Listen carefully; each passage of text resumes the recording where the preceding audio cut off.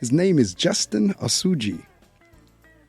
Justin Osuji is a former Division I student athlete, author, transformational speaker, coach, and entrepreneur dedicated to empowering individuals to develop winning mindsets that transform adversity into fuel for achievement.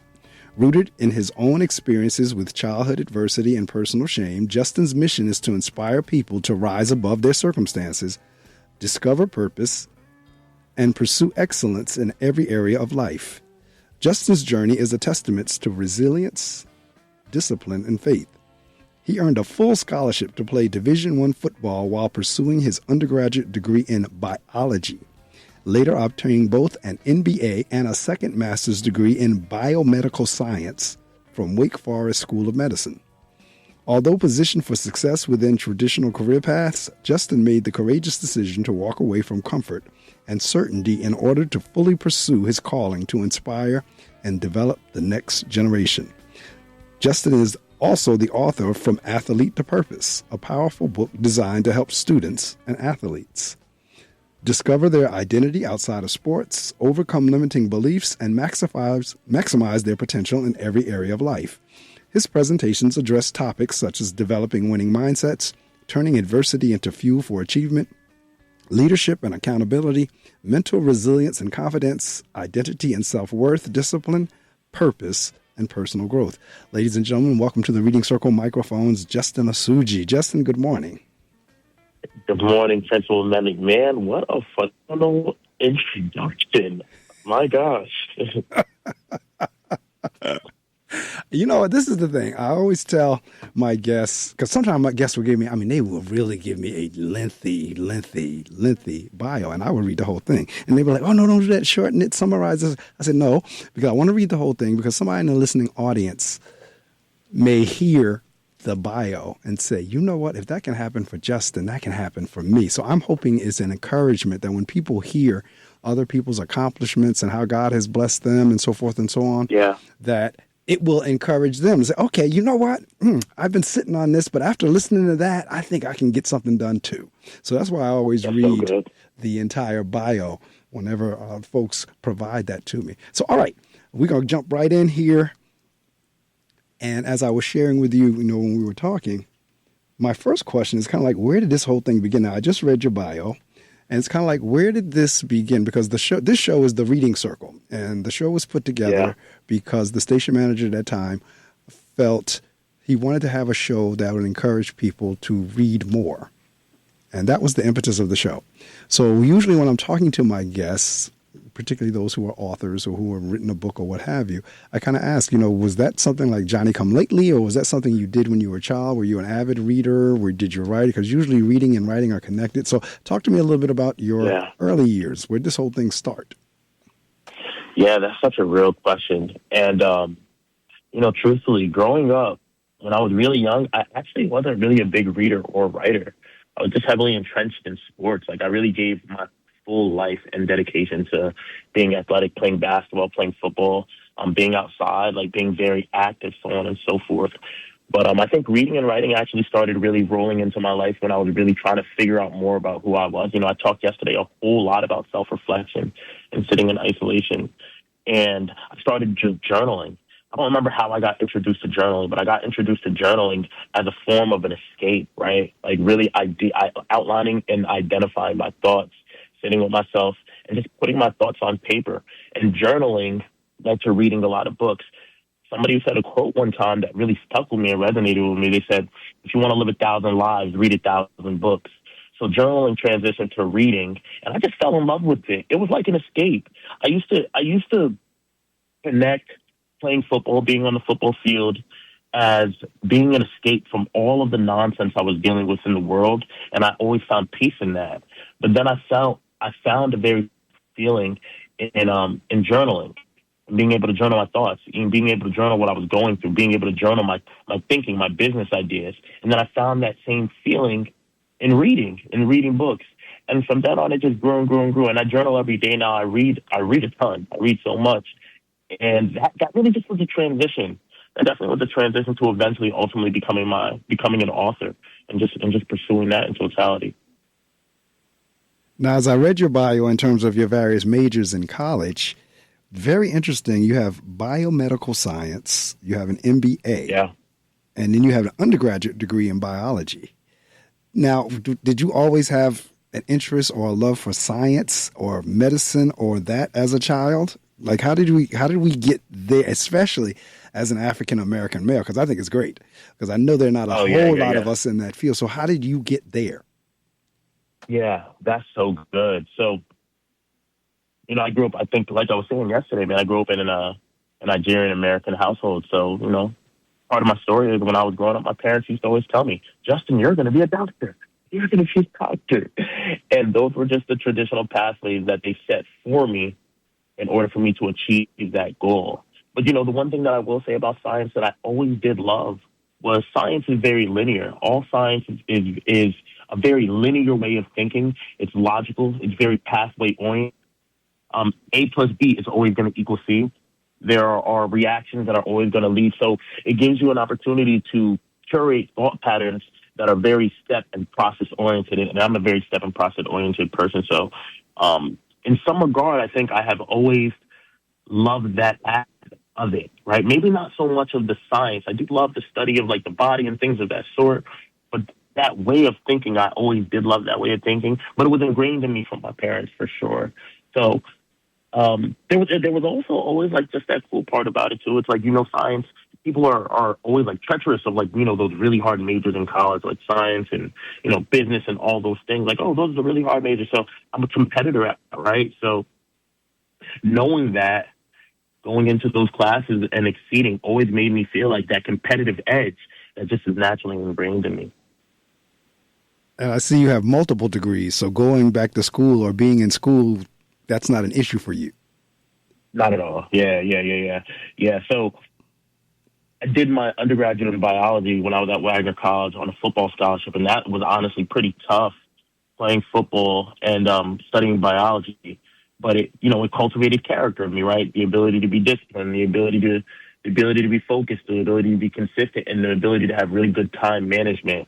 But I finished that degree early and was in school playing football, and then jumped into a master's in business administration. My thought process just behind all of it was, man, just stay task oriented, stay goal oriented. You're here, you have a goal, just as with everything else in life. Knock out what's in front of you, right? You're here and doing this for a reason. So, it's just like everything else. If you want something, go make it happen. Well, again, I'm extremely impressed, especially for what you just said, because a lot of time, and no shade on my ball players, no shade on my athletes. And then after the prop, I forget which prop it was, whenever they stopped the colleges and universities from doing it. Because at one point, if you were an extremely good ball player and they recruited you to play ball, your college courses would be like basket weaving. Yeah. Like they ain't get like, listen, For as long sure. as you play in ball, we're going to give you these like perfunctory courses, these just going through the motions type courses. So at the end of the day, you did well for the university in terms of bringing in revenue as an athlete, but you, in terms of your academics, didn't really receive anything. So in other words, the athlete to a degree got played. So you didn't do basket weaving. You have biology. Yeah. I mean, so you were doing football Yeah. and biology. Yeah. And if I'm being, so I was doing, it's so crazy because I was a football player, full scholarship athlete, doing biology, but I also worked 3 jobs. I was very, because I worked on campus and I also was heavily involved with some of the clubs, like the pre-med club, the Black and Latino Male Initiative, a lot of leadership clubs, and I just was crazy, man. I was crazy. I just literally preoccupied my time to the fullest ability. But I think there was something that was ingrained in me just from like my childhood and my upbringing and watching my parents work and just grind and struggle. Like I talked about yesterday, I saw them put in so much work. I saw them never moving. I saw them never stopping. So in my mind, I just always told myself, hey, it's hard because it was challenging, but the fruits that the other side are going to be worth it. You know what I mean? And if you can do this, Justin, if you can do this, if you can put your best foot forward and accomplish these feats, when you get done with this and step into the real world, step into working, step into these other environments, what can stop you? So whenever you were doing your presentation yesterday with the students, you shared with you were not born with like a gold spoon or a silver spoon in your mouth. That nobody, for the most part, didn't hand you anything. That you had to, you came up, like I said, nobody handed you $1 million to go start a business. Talk something about that. Yeah, for sure. So I was raised, like I said, in a Nigerian American household. My mother and my father are Nigerian American immigrants, and I was born in a 3-bedroom apartment with 8 siblings, like I said yesterday. So I come from I don't want to say I come from poverty, right? Because my parents did a phenomenal job of providing for us, and I had everything. But I for sure come from struggle. I do know now that I struggled growing up, right? And I think oftentimes when you have parents who really care and are doing their absolute best to fight for you and fend for you, they try their best not to allow you to feel the weight of the struggle. And maybe when you're a child, you don't really 100% understand it. You don't really understand why when you go to Burger King, you're ordering off the dollar menu, or why your parents aren't always understand those things. But I am grateful for those experiences now, because those experiences were the foundation of my grit, my discipline, my hustle, all of that stuff. So in those experiences also, I now naturally just have the predisposition that I am going to have to go outside and I'm going to have to make it happen. No one gave it to me when I'm very familiar and comfortable with that mental mindset, that frame of thought. So my mindset now. Ladies and gentlemen, if you've just joined me, my guest, I think you're breaking up for some reason, a little bit, not a whole lot, but you're breaking up a little bit. My guest this morning is Justin Osuji, and we're working our way up into his book as well as his calling and his passion, because that's where I'm heading you to.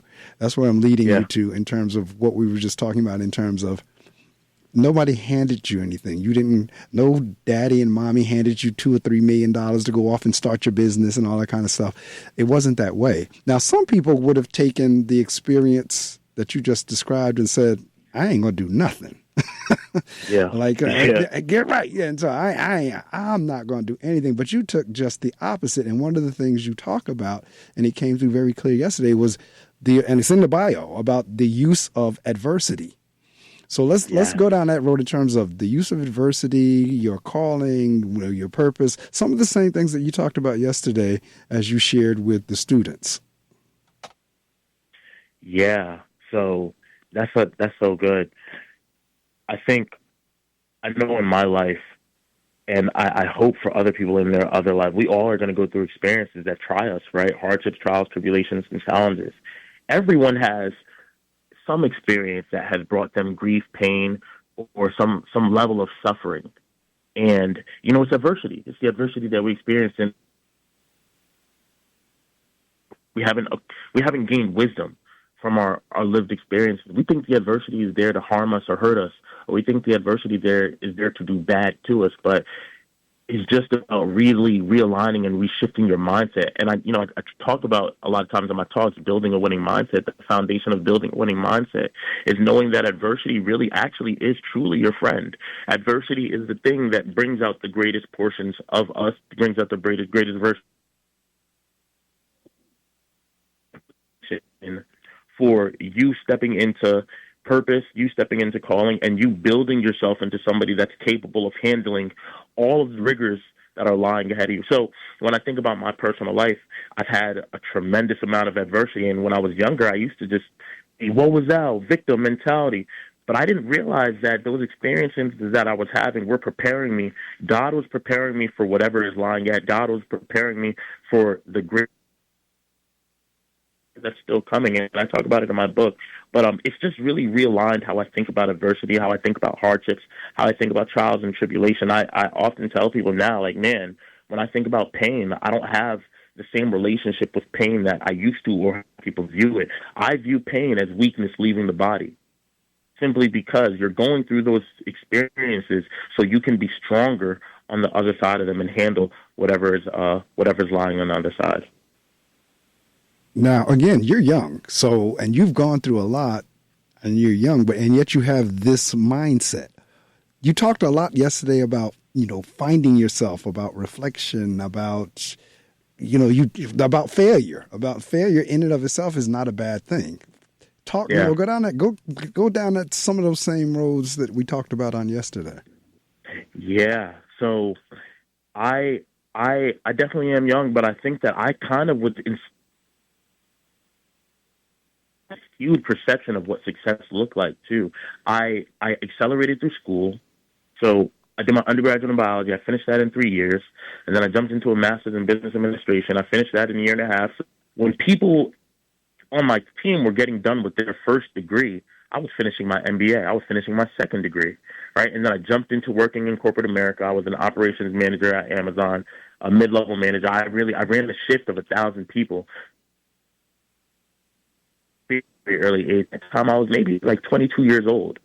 You know what I mean? I talk about this in my book, man. It's like there were people my father's age that I was leading. So very early on, I got some of these high-level experiences that I feel like I was thrown into the fire and I was forced to step up and step into spaces that honestly I did not feel like I was prepared for, but I was given and afforded the opportunity to have. Then I jumped right back into another master in the biomedical science. So the point I made me to shift my mentality and force me to think much bigger. I couldn't think like a 22-year-old when I was at that job, right? And I couldn't think like a 21-year-old when I was in my MBA, and there were people in there that were double my age. So I just had experiences very early that that forced me to shift my mindset. Now, as it pertains to, I really harp heavily on failures because after, doing all that stuff, I talked yesterday mentality that perfection was what success should look like. And I think a lot of that had to do with some of my insecurities. And I've learned that, the reality is actual success, the foundation of it is actually failure. I don't know any person in my life today that has accomplished incredible things that doesn't have a list in a row of tremendous amounts of failures that ultimately they just had to continue to keep getting back up from. And I've had my fair share as well. I mentioned you're breaking up. Failed. I don't know if you're moving around or if the signal or the service is going in and out, but we're like getting gaps. So, okay, can you hear me better now? Yes, we can. Hearing you is no problem. It's just that it keeps dropping out. Oh man, I don't know. That's weird because I'm just sitting here. Okay, keep going. It's just I'm like locked in, and then it goes silent for a second. I'm like, so. Oh man. But go ahead, keep going. We'll figure it out. Cool. Yeah, I just was saying, man. Like I have had a tremendous amount of, truthfully, business failures early. Just trying to take on more than I was prepared for. And those failures have led me into really, really dark spaces. And I think those failures were the foundation of the self-development and the self-reflection that I talked about yesterday. It's like you keep doing the same things over and over and over again, and they're not getting you the result that you want. So eventually you wisen up, and it's like something, man, those failures that you're experiencing, if you don't quit, they're actually blessings in disguise. They're actually blessings because they're the lessons that are going to be the foundation for the success that you experience in the future. And I don't just talk about this like, oh, these are the right things to say. No, I actually lived it. I lived it. So, yeah. How much of this, because we talked about, finding your path versus trying to go down the path somebody else wants you to go down. How much was this kind of like a result of that? Yeah, I think all of it is. I think that, people say the right things, but they don't have the experience behind those things that they say to really back it up. But it's a difference when you've experienced something firsthand and somebody says, yeah, you know what, follow your passions or follow your dreams because it's the right thing to say, as opposed to somebody who did not follow their passion. All right, I tell you what, I know I told you not to put it on speakerphone. Let's try the speakerphone. I got it. Let's try the speakerphone to see if we can, because we keep. Hello? Yep, I hear it. Go. Okay, awesome. Yeah, there's a difference between that person that says follow your passions, but they never, but they didn't do it themselves, versus the person that actually did not follow their passion and is miserable, and now they are following their passion. that it's all a byproduct of my actual lived experiences and the things that I experienced growing up on my path and on my journey, and that I'm still experiencing, and the person I'm still becoming. No, absolutely right. Because, we talked about this yesterday in terms of we know our parents are well-meaning when they try to steer us in the direction that's going to make us the most money, which ultimately will allow us to live a great lifestyle. Or to become sick, or in their minds, they're thinking, I don't want my child to have to work as hard as me. So therefore, I want them to position themselves in a career choice that's going to really take care of them financially. That particular directive or direction that they feel is best for us doesn't pan out to be best for us, that you really have to do what your calling and your passion is. Talk about that. Absolutely, yeah. So, it is really hard for youth to even internalize and understand that, because the reality is, like you said, your parents want what they believe to be best for you. But oftentimes they're speaking from their lived experiences. Maybe they struggled, or maybe they came from a hard upbringing, or maybe they didn't get an opportunity to live the dream, or maybe they are just reaffirming the things that they were taught, or the thought loops and the thought patterns that they were taught that they never did the self-work on. I know for myself, from my personal experience, like I said, my parents are Nigerian Americans, or excuse me, not Nigerian Americans. They are Nigerian, and there is a very limited mindset that is prevalent amongst our community. And I now know that they just were regurgitating the things that they were taught. They never got to a place where they did the work on their minds to actually start to get clear on their own beliefs. But, I am a man of God, so I lean on the word of God. I lean on faith. I lean on what the gospel and what the Bible says to me. And I know that everyone has individualized gifts, talents, and skill sets. And my job isn't to condemn them, but my job is just to live in the purpose and the calling that Jesus has on my life and submit to that, not anybody else. So when I look at it from that vantage point, it definitely does, it makes more sense, and it brings peace, because I understand that what they were saying wasn't from a bad place. It was just from a level of being misguided. Yeah, a level of being misguided, but it is also hard, walking that path and shedding other people's beliefs of who you are and what you should be doing, and just finding the courage just to walk regardless. Because the reality is, when you first start, a lot of times you're going to look crazy, or you're going to look like you're out of your mind, or you're going to look like it's not going to make sense. But you just got to keep pushing forward and keep doing and keep going, and not quit. Well, I noticed you majored in biology and biotech and so forth and so on. And I remember you saying your parents, for in their mind, you are going to be a doctor. Yep. And that came through. And interestingly enough, as you said that yesterday, I had a student that had just told me that exact same thing the day before. That the child was saying, my parent, they want me to be a doctor. I don't want to be a doctor. And this is going back down to this whole thing about finding your own path. Now, I shared with you all yesterday how I had a similar experience in terms of when I graduated high school, my intent for my first degree was to major in either English or music. And my father was like, absolutely not. In terms of music, you better be able to perform like a Michael Jackson. And in terms of majoring in English, the only thing you're going to be able to do is teach, and you're not going to be able to make any money. So with that advice, I now chose business administration as my undergrad major. Went that route. Ultimately, like I said, got hired by corporate, had wonderful benefits, travel, meeting famous people, parties, this, that, and the other. It got to the point where it was doing nothing for me on the inside, because that was not my path. And funny enough, father said something about, if you major in English, you're going to teach, you're not going to make any money. Ultimately, I did wind up coming back to teaching. And so we sometimes go down these paths based on, and they're well-meaning. That's what I say. There's no shade. I have no mouth. I know my father meant the best for me when he was saying that. But it just was not my path. The education route, it was without a doubt my path. Matter of fact, you move even quicker in your path, because I moved quicker in the first 5 years in education than I did the entire 15 in corporate. Wow. Yeah. That's so good. And I think when I think about that too, is like you said, your parents are so well-meaning, and I think as you age and you get some of your own more lived experiences being adult, you understand more where they're coming from. But you also understand when you think of what they mean by being well-meaning. Like, I look at my mother and my father almost a little like like the bears, how they like protect their cubs. They'll do anything for their kids, especially when you have parents that come from foreign environments, third world countries that have experienced the height of suffering. Their focus is for you to just live a good life. Listen, Justin, you don't know what I went through growing up. I would be remiss if I allowed any of my children to grow up like that. So when they talk about when we start talking about living a good life, what they're really focusing on is monetary value, status, title, and things of that sort. Rightfully so, though, because it is a part of their lived experience. They're not really focusing on, walking in purpose or these things. They want you to not have to live in the capacity that they did. But, the truth is that doesn't tell the full picture, right?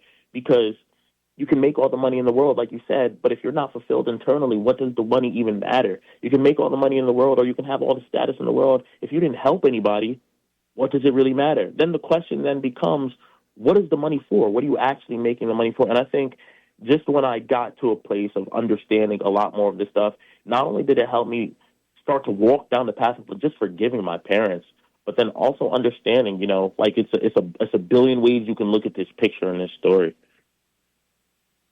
So you went down a lot of different paths.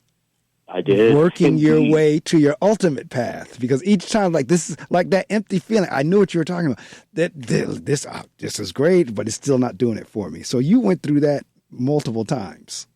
Yeah. What was that like for you? Yeah. Sheesh. I did go through that. Man, it's like reliving it. So I did go through it multiple times, but what was interesting about it as I reflect on it, I think I was learning God was so intentional, because I think every single time I was going down that path or going that back down, reliving those experiences or reliving those feelings, like, man, it's something else was being revealed to me, right? So I was learning something else. It was like there were different puzzle pieces being added when the timing was right. It's like, okay, you got past this lesson, Justin. I want to give you this next lesson. Okay, you got past this lesson, Justin. I want to give you this next lesson. And man, in your office, that picture that said, find the good in everything, it really stuck out to me, because it made me think of Romans 8:28, all things work together for the good of those who love God. It's like when you're going through those experiences, you don't actually know that there is goodness that is actually happening in your life. There are levels that you're actually ascending to. There are things that God is getting ready to thrust you into. But he's just unveiling it on his timing. So every season of emptiness, I feel like every season of emptiness after this career, then this career shift, and this career shift, it was like when you start, you have that excitement of, okay, I'm about to start something new. Like, there's going to be joy that comes from this. After a little while, it's like, okay, this is not it. Okay, but this is not it. This is not it. But now there's something else here that I've learned that I'm going to take with me to the next season, right? So when I was doing I owned a full-service entertainment company. I was organizing concerts around the country, like I said yesterday. And that was the first time that I really got an opportunity to see large sums of money at one time. And the business ultimately failed, and I felt empty still. But what it showed me was, you think money is going to fulfill you, and it's not. It's not. Money is not going to fulfill you. You can have $100 million. That feeling of fulfillment that you're searching for, you're not going to get it in doing this, Justin. And I ignored that thought in that moment, because I really just still had a lot of work to do on myself. But that was made clear to me very there. So to move on to the next season, to the next business that was actually successful, that I didn't fail in, the next season didn't show me that, or didn't teach me that. When the emptiness started to come, it actually was where I started to find my purpose. Like, no, Justin, you're called to young men. You're called to help develop people. You're called to speak. So every season was so interesting, because there was something that was being unveiled and learned in the emptiness. Well, my thing is, one of my mantras or sayings or affirmations is, there's no such thing as a wasted experience. And what I mean by that is, I've had many different, and all of them I've wanted to do. Yeah. In terms of my first real job was as a custodian. There are things that I learned as a custodian that helps me as a principal. And in between the custodian and principal job, I've been a jet engine mechanic, I've been a marketing manager, I've been a telemarketing rep, I've been a church organist, I've been a secretary, So each one of those experiences, none of it was wasted, because you're right in terms of the learning, that comes from each thing. You just continue to build upon it. But at the same time, like you were saying, and I think that's what your message is as you go around the country and the world and travel and talk to people, is about that whole notion of finding what your calling is, finding what your purpose is. Because your book is titled From Athlete to Purpose. Yeah. Let's talk about that. Let's talk about the book. Yeah. So good. So definitely that is 100% the message. And I think that's really the message of my story, and honestly the message of why I've been through God is so intentional, the message of why I've been through everything that I've been through. And I'm grateful that I've been through it now. Those experiences, I mentioned yesterday, it's like when you're going through these hard times and these trials and these tribulations and everything feels like it's crumbling, it sucks in the moment. But when you get on the other side, you're like, man, I see what you were doing, God. I see how you had your hand on me. I see that there was a purpose behind all of that stuff. So the book From Athlete to Purpose is definitely going to be one of many to come, but it is a subset and an eye lens into my life, really going from my athletic experiences and detailing my story as an athlete and some of the ways that I viewed athletics to ultimately finding my purpose. The overall arching theme of the book is I played Division I college football, and oftentimes young people will put their whole lives in identity in sports, and they won't think of anything else, right? And eventually they get to the end of the game. They get to the end of their playing careers. They get to the end of what it looks like to be an athlete, and maybe they don't go pros or they don't play at the level that they so desire. And, their athletic experience comes to a halting call. It comes to a close. It comes to a stop. I know when I played college football, a lot of kids did pro days, and that's like the pre-entrance to going into the NFL, and they just didn't make it. So their careers had to come to a stop as opposed to them leaving when they wanted to leave. And because that they put their whole lives in sports from the time that they were young, everything was athletics. They never got an opportunity to really figure out who they were. They never got an opportunity to figure out their skills, their gifts, their talents, all the things that they were great at, all the things that were living inside of them. They just never actually even explored it. They never even thought about it. And oftentimes for a lot of those people, it's like their dreams have died.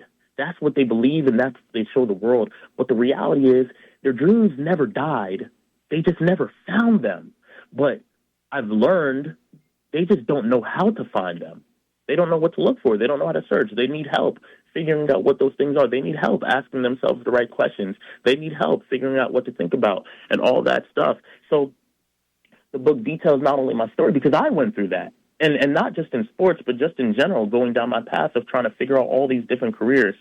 How do I go from all of these stuff, these thought processes, these thought patterns, and ways of thinking that are ultimately not fulfilling me, to ultimately walking and finding my purpose and figuring out my calling, figuring out doing the thing that is actually going to fulfill me? I think about the thought when they say, man, if you find your purpose, you'll never work a day in your life.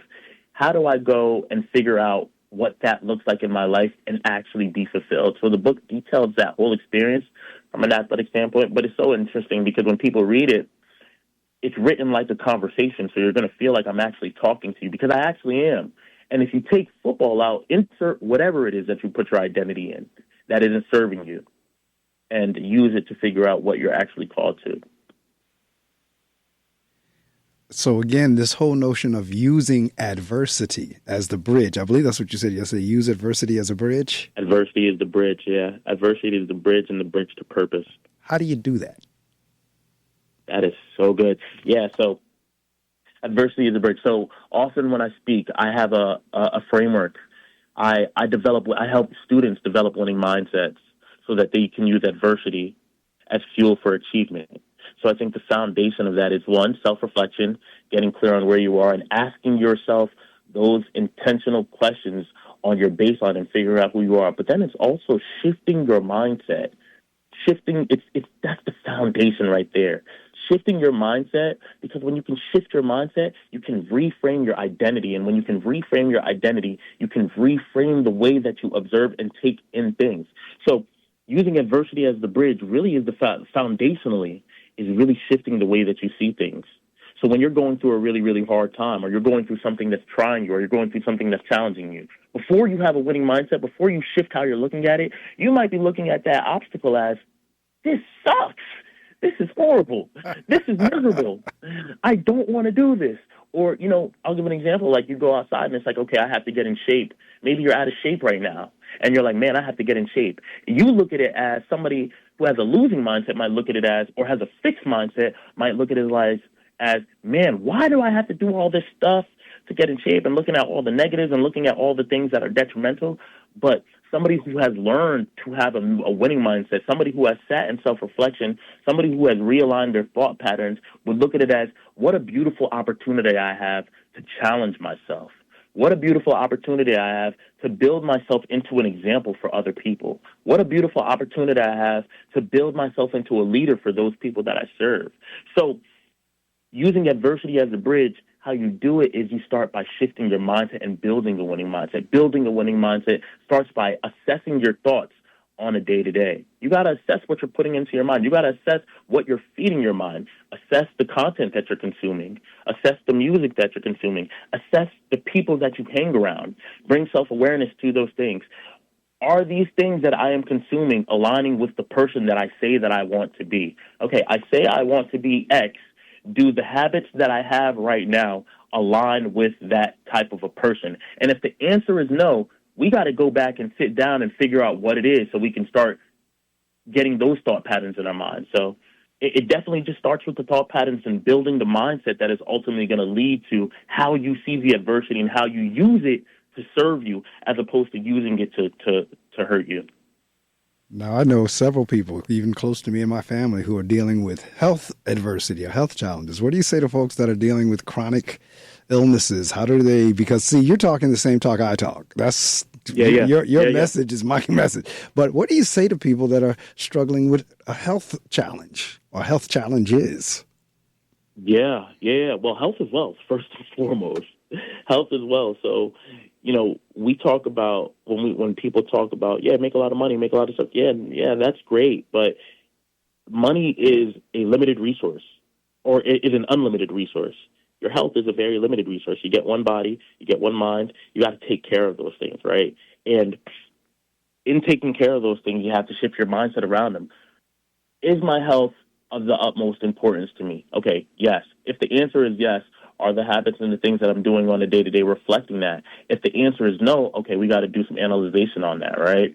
So I would just say to those people, health is foundational. Your health is foundational. Your health is of the utmost importance. And there are so many other factors. When you take care of your health, when you're taking care of the things that are of the most importance, like your health, it benefits your life in so many other different areas. It ultimately improves all of the other areas of your life. So, but we just have to be intentional about thinking about this stuff the right way. We talked yesterday about the definition of leadership, or what a leader is. And I was right there with you. Like I said, I was in your chair. I was back there cheering you on because you were talking my talk. You were speaking my speak, in terms of what many people think is a leader is not necessarily that. And what people probably don't think is a leader, it really is. Yeah. So to me, and man, this is good, because this has really been, even for myself, still learning and still growing and still shifting my mindset. I think people get misconstrued leadership, what a leader is and what a boss is. Most people think a leader is a boss. And they're not the same. They're not even close to the same, because a boss is somebody who will sit back and tell everybody to do. He'll point his finger, she'll point her finger, and she's not really working alongside and working in co-side with those that they're working for them, right? A boss usually leads from the back, or a boss usually gives orders from the back and sends people out to go do things that they never even did themselves. But a leader, a real leader, a leader is a servant. A leader is a servant. I think about the verse in the Bible, Mark 10:43-45. It's one of my favorite verses. It says, whoever wants to be great amongst you must be your servant. Whoever wants to be first must be a slave to all. For even the Son of Man did not come to be served, but to serve and give his life a ransom for many. So if Jesus, the greatest man, is saying that if you want to be great, you have to be everybody's servant. If you want to be first, you have to be last. He's saying that a leader is the person who sets the standard, who lives the standard, holds everybody else accountable to that standard, but most importantly, uses his life as sacrifice to serve everybody else. And serving everybody else can look like somebody's living below their potential with love, kindness, and joy. You give them the hand to raise their standard, to raise their potential. You're the person that is sacrificing yourself, and you're going first, because the leadership is also lonely. It means that you go out of the pack. You take on the adversity. You take on the challenges. You take on all of that stuff first so you can then help other people. Absolutely. In terms of, because again, at my church with my pastor, our philosophy, and again, he and I line up as to where we're aligned as well in terms of this making life better for others. Yeah. Even whenever I did that commencement speech last week, I made sure I had that in there, that our role is to make life better for others. There are a lot of people who are just straight up selfish. They could care less about others. The only people they care about are themselves. They don't care about others. I'm going to get all I can get. I'm going to can all I can get, and I'm going to keep all I can. And they have no regard for other people whatsoever when, as you're saying, we're really put here on earth. We're blessed to be a blessing for somebody else. Yeah. And truth be told, because one of my favorite verses in the Bible is Proverbs 11:25. And that is, there's no way, and I'm going to paraphrase it, there's no way in the world you can water somebody else without getting water on yourself. Like you can't help somebody else without ultimately helping yourself. And so that's one of my favorite verses in there, that Proverbs 11:25, that a generous man watereth and can get water on himself. And I'm paraphrasing it. But that really is the definition of leadership. That's what it's about. When you were at my building yesterday and I told you this, what you said was, there's a really good energy in here. There's a really good vibe. And I tell you, that's one of the highest, when anybody comes into my space, my building, that's one of the highest compliments anybody could pay. I've had parents say it. I've had students say it. I've had administrators say it. I've had visitors say it. I've had somebody like you come and say, that is one of the highest, because that's exactly what we're looking to create. But that takes the leadership style that you're talking about, where you're talking about serving others. Like for me, there is nothing, because again, this is where, going back to what I said about there's no such thing as a wasted experience. There is nothing that I will ask any of my team members to do that I'm not willing to do or can't do or can do. So when we start talking about, I mean, a lot of times I'll just go in there and get the broom and dustpan and sweep my own office out, and the custodians will be running around like, oh, I'll do it. I got it. I'm like, don't worry. I know how to do it. I did this for like 7 years. What you call it? The secretary, whenever the secretary started, most of my memos and all that kind of stuff, I type myself. My secretary don't have to be bothered with that. I do my own thing in terms of typing my own letters and memos and all that kind of stuff. But I'm saying all that to say there's nothing in there that I won't ask anybody to do. And I let them know that. There's nothing in here that I'm asking you to do that I can't do or I'm not willing to do. But each one of us has our own role. But I believe that's what feeds into the good spirit that people feel when they come in the building. 100%.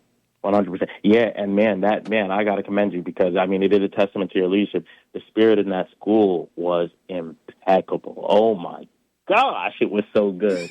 It just is like, you know, when you pay attention to the small things, everyone has a smile on their face. Everyone is joyful in here. Everyone is kind. Everyone is, you know, a lot of times when you go into school, like going to schools, and there are people there that you can tell when you observe, because, you know, you observe people from afar, right? Their spirits are just off. Like, they're not happy to be here. Like, they don't actually want to be here. They don't actually have they don't actually have a kindness to them. They don't actually have a desire to serve. Every single person in that building, from the secretary to the janitor to the teachers, had a heart to serve in there and was joyful about being in the space. And it's like, it grabs you. If everybody else is in here and joyful, it lifts your spirit. Man, I'm so excited and happy to be here. And those environments, they feed your spirit. So, you know, you could feel it. I could feel it the second I walked into the door. I could feel it the second I walked in there. And what was even the most awesome about it is, I was thinking about this when I got home. It's so phenomenal to see it on the staff and the teachers and stuff. But I just thought about it. You don't realize how much it then pours over to the kids. Those students probably were the most interactive students that I've ever got an opportunity to interact with. And then even just going outside and playing with them, man, they were so joyful. They were so happy. And it's like, man, that's so awesome. Now, see, this is what happened, listening audience, this is what happened yesterday when Justin and I had talked on the telephone prior to him coming there. But yesterday, as I said earlier, was the first time we met face to face. So he comes into the building. We talk, a few minutes in my office and whatnot. And then I was getting ready to tour the building, and my elementary school students were out in the background playing basketball. So Justin says, oh, man, I hear basketball. Hey, I'm almost ready to feel like I want to go out there and ball with him. I said, okay, come on, let's go. And so we walked out in the back on the playground, and the elementary school was there. And immediately they clicked with him. I mean, he walked on the playground floor, and they all surrounded him. The first question they asked was, are you our new gym teacher? That was the first question they asked. Are you our new gym teacher? Because I haven't had a gym teacher for 2 years now. So immediately when Justin walks on, because he's in a sweatsuit and buffed and built, big arms, everything, came through. Are you our new gym teacher? And he's like, no, I'm not. So another kid comes up to him and says, you're cool.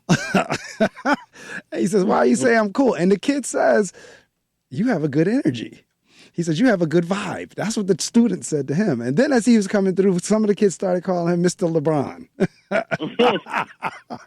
LeBron James. Exactly. LeBron James. But the experience that he's describing, he's absolutely right. So then a little bit later on, he had the opportunity, because we did the presentation, and the kids were very interested, because like I told you, we don't prompt them on questions. We don't give them questions to say. They come up with their own questions. And as soon as I saw those hands go up, I said, oh, he got them. Because whenever you got done with the talk and all those hands shot up, I said, oh, he got them. Because that means they were listening. They had questions. They wanted to find out more about something. So we had that session, and then he got an opportunity to go out there and ball with the middle schoolers. So It was like, they immediately connected. It was an immediate connection. And that's a testament to both sides. That's a testament to you and to us, because there was an immediate connection. And you're right about this whole notion of serving. And you're right about this whole notion of a path. Because see, there's a book, the title of it is Do What You Love and the Money Will Follow. Yeah. I got to read that one. Yeah, it's an old book too. It's an old one. Do what you love and the money will follow. It's the same. It's like what you were saying earlier about the quote when you said, do your passion and you never work a day in your life. Very similar to that. Same type deal.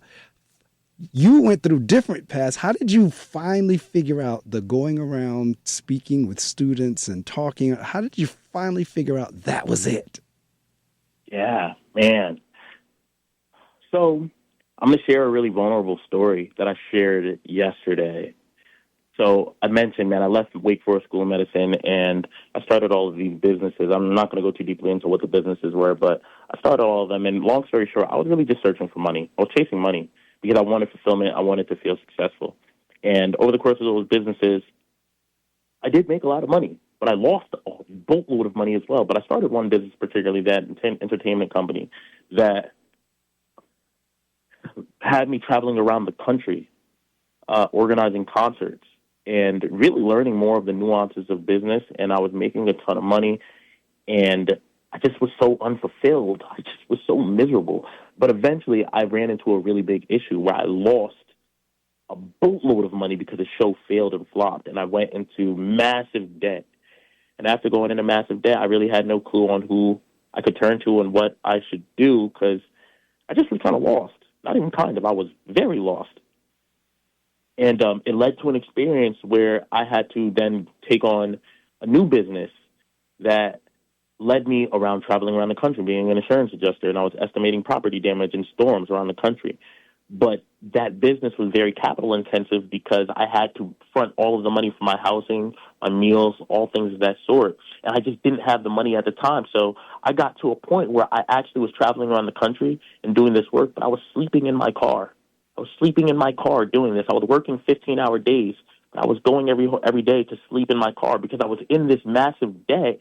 And it was either pay off this debt that I have accumulated or pay the expenses to cultivate the business. So I had to sleep in my car. And truthfully, when I was sleeping in my car, at first it really sucked. And I was really just like, man, this is miserable. But I realized that experience was where God was meeting me, because he was showing me, you really don't need anything outside of me. If the word of God says that he'll strengthen us, that he'll help us, that he'll hold on to us with his righteous right hand. He was really showing me all this time, you've been searching for peace, you've been searching for all this stuff, Justin, you've really just been searching for me, and I'm going to show you. I'm going to remove everything in your life, so when you get out of this season, you are going to know that it was me that brought you through this.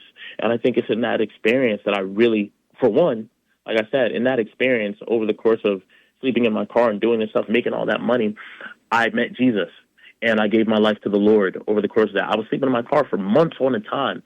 And it's really in that experience where I started to seek the face of God. Like, God, what do you actually want me to do? And actually hear to him and actually listen to him and actually listen to what it was, the purpose that he had on my life. And, from there, the Lord just revealed it to me. This is what I have for you. Because I've always had a proclivity for speaking. I've always been great at it, but it's like to who? And then it just made sense. You know what?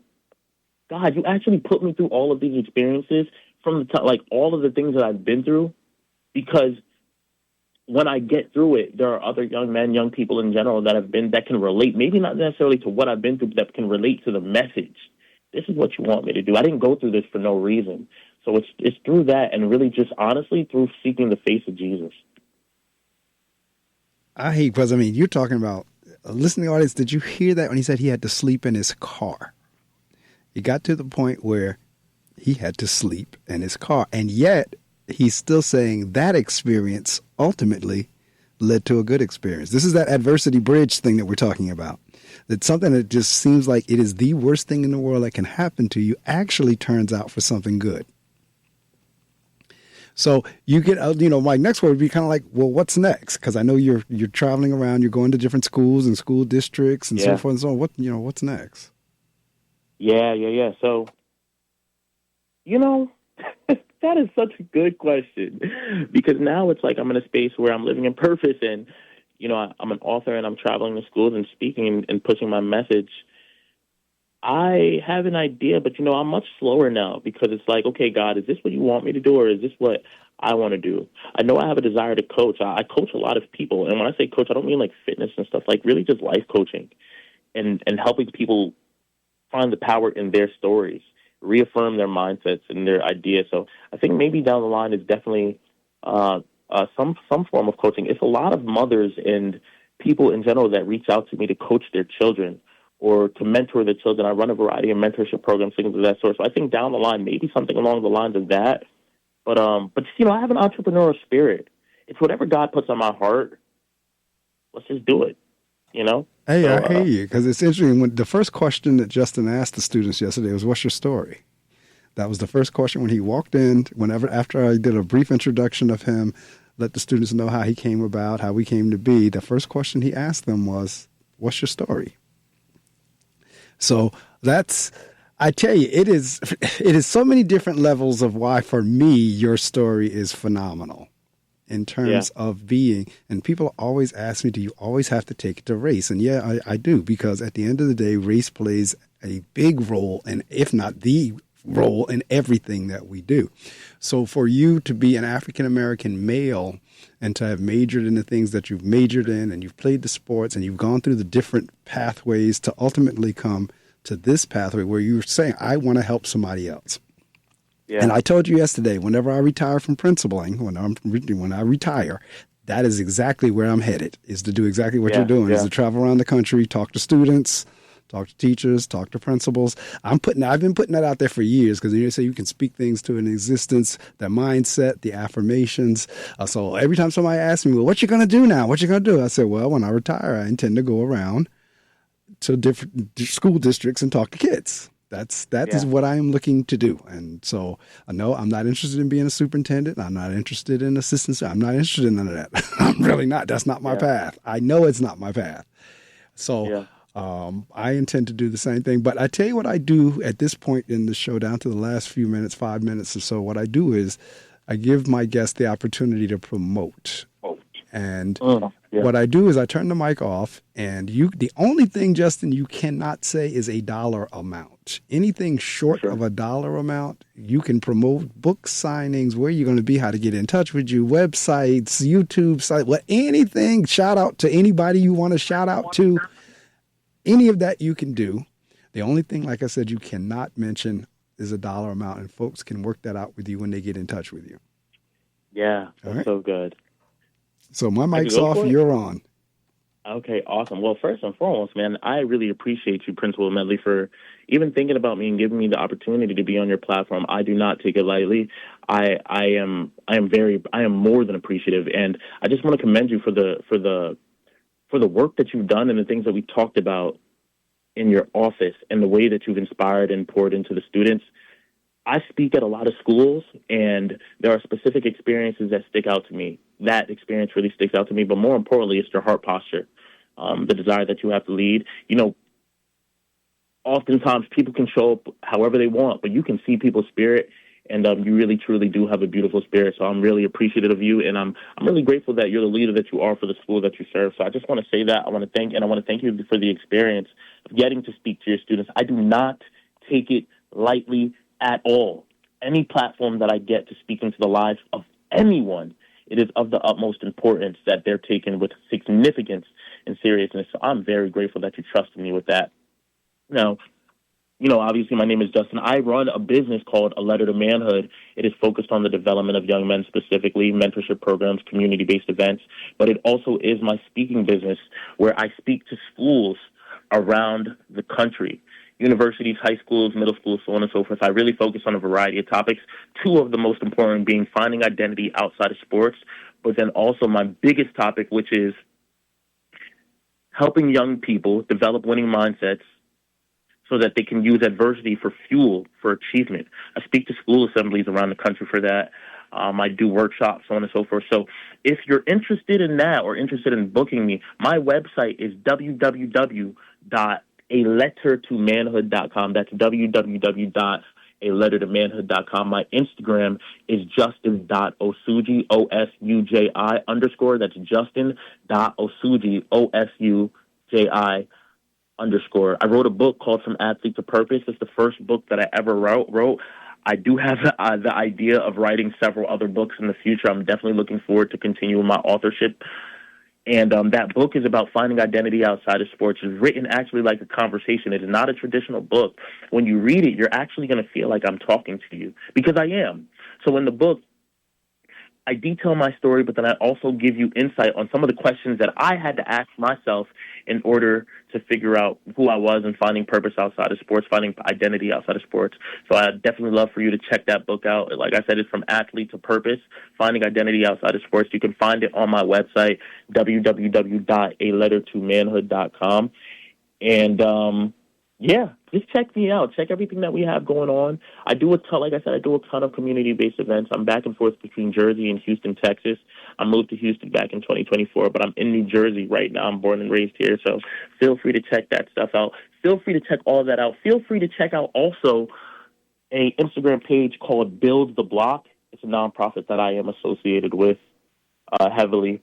We do a fitness class every Sunday, Hot Shot Training Club. It is definitely a phenomenal class where we push each other, where we push one another. Those are some of my closest buddies that are doing some just helping people walk in alignment with their purpose, so on and so forth. So check me out on all that stuff. Check out all of those resources. Once again, check out my Instagram, justin.osuji, O-S-U-J-I _. My website, www.alettertomanhood.com. My book, From Athlete to Purpose. And just stay in tune and follow the journey. Also, my YouTube page. I'm going to start a YouTube page, Justin Osuji. Right now, the @ is @Free in Purpose. So check it out. There are no videos up there yet, but there's definitely going to be a lot coming. All right, man. I thank you so much for rising early to join me this morning, as well as coming by the school on yesterday. Had a wonderful time with you. Like spirits for sure. Kindred spirits for sure. We're going to stay in touch. I do record the show, and it will be on my YouTube channel, so I will get the links to you. You will get two different types of links. You get the MP3 link, and you will get the YouTube link. Once you get them, they are yours. You share them as far and wide as possible. Absolutely. You share them to as many people as you could possibly share them to, because they'll get an opportunity to listen to the interview as well, especially that last piece that you just did with your promo. Folks will be able to get it and, slow it down or replay it or whatever they need to do to make sure they're writing down websites and so forth and so on. So that is, say the website again. www.alettertomanhood.com. alettertomanhood.com. Listening audience, go to the site, www.alettertomanhood.com. Okay, a letter to manhood. Because we got to get ready to go, but we even talked about that yesterday. One of the questions that came up was, we don't have a transition period from, being a boy, male child into malehood. Like, I know at one point with the girls, we used to do the debutante cotillion balls, and that was kind of like signifying the young lady coming into, womanhood. But we don't have anything like rituals or rites to passage for the males. Yeah. And so that's what your website title reminded me of when you say A Letter to Manhood. So, all right, man, you have a wonderfully blessed day. I will be emailing you and texting you. We'll be in touch. Safe travels back to Houston whenever you go. Big shout outs to True Kepler. True was on the show last year, a couple of years ago. True is the one who introduced Justin to me. So big shout outs to True Kepler. I wish you nothing but the best, Justin, because like I said, when I retire, that's exactly where I'm going. That's exactly what I intend to do, is to travel around the country, talk to kids. All right, man. Be blessed. I appreciate it. You as well. Take it easy. All right. Take care now.